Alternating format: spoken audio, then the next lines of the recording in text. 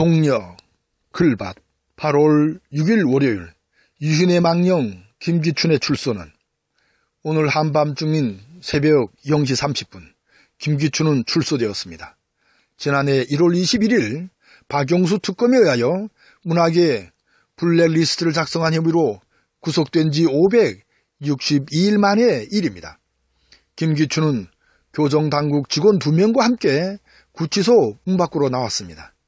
그러자 석방을 반대하는 시위자들과 취재진이 함께 몰려 큰 혼란을 빚었습니다. 취재진의 질문에 아무런 대답도 하지 않은 채 차에 올라타고 현장을 떠났죠. 김기춘은 1심에서 정치 권력에 따라 지원금을 차별하여 헌법이 보장하는 문화표현 및 활동에서 차별받지 않을 권리를 심각하게 침해한 혐의로 징역 3년의 선고를 받았습니다. 2심은 김기춘의 블랙리스트 관련 혐의를 유죄로 추가하여 징역 4년의 선고를 내렸습니다. 하지만 이런 김기춘 재판은 전원 합의체에서 다루기로 하여 대법관 전원의 합의가 필요합니다. 따라서 오늘로써 최장 구속기한인 1년 6개월을 모두 채워 결국 풀어준 것이죠. 지난 1월, 3월, 5월에 각각 구속을 연장하면서 재판을 진행했지만 현재까지 끝나지 않았습니다. 이 박영수 특별검사는 사건을 보다 신속하게 처리해달라며 목소리를 높였습니다. 재판 장기화로 다수의 주요 구속 피고인이 재판이 종료되기도 전에 구속기간 만료로 속속 석방되고 있는 상황에서 국정농단 사건의 신속한 해결을 희망했던 국민의 염려를 생각하지 않을 수 없다라고요.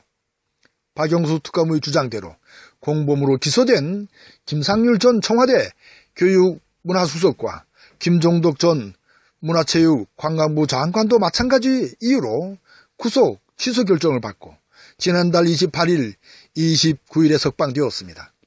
앞으로 김기춘은 원심의 형량이 확정되거나 화이트리스트, 세월호 보고 조작 재판에서 실형이 선고되면 다시 수감될 것입니다. 하지만 대법원은 아직도 양승태의 그림자가 설에 있어 정신을 차리지 못하고 있는 듯합니다. 두어 달 전인 지난 6월 4일 양승태에게 내려야 할 엄벌이라는 제목의 글밭이 떠오르네요. 18대 대선 선거 무효 소송은 2013년 1월 4일 대표원고 김필원 씨 등 시민 6천여 명이 국정원의 대선 개입과 개표 부정 등을 사유로 18대 대선이 무효임을 확인해달라며 대법원에 제기한 소송입니다.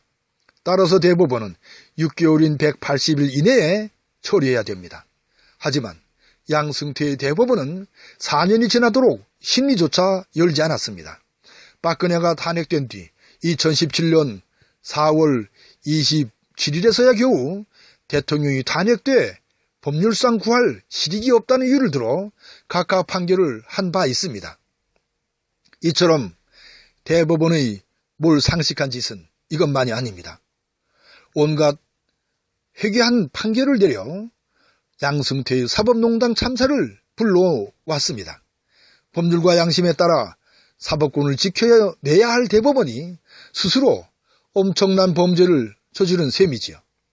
촛불 민심인 백성들의 뜻과는 정반대의 길을 걷는 이따위 사법부를 과연 어찌해야 할까요?